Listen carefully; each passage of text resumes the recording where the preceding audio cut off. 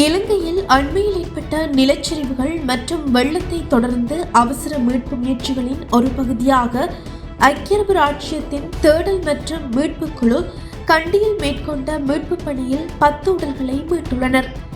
இதன்படி கண்டி மாவட்டம் அக்குரணை பகுதியில் உள்ள ரம்புக்கல விலனுகம பகுதிக்கு குறித்த குழு அனுப்பப்பட்டது. இது மிகவும் பாதிக்கப்பட்ட பகுதிகளில் ஒன்றாக கருதப்படுகிறது. இந்த இடத்தில் மலையுச்சியில் அமைந்துள்ள வீடுகள் நிலச்சரிவால் பாதிக்கப்பட்டதோடு 16க்கும் மேற்பட்ட வீடுகள் இடிந்து மண் மேடுகளுடன் இழுத்து செல்லப்பட்டன.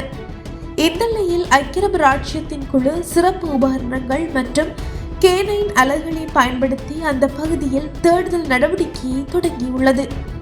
சவாலான நிலப்பரப்பு மற்றும் ஆபத்தான தன்மை இருந்த போதிலும் குறித்த இடத்தை உன்னிப்பாக சுற்றி பார்த்து இன்றைய நடவடிக்கையின் போது இடிபாடுகளுக்கு அடியில் இருந்தும் பள்ளத்தாக்குகளுக்கு இருந்தும் 10 உடல்களை குழுவினர் மீட்டனர்.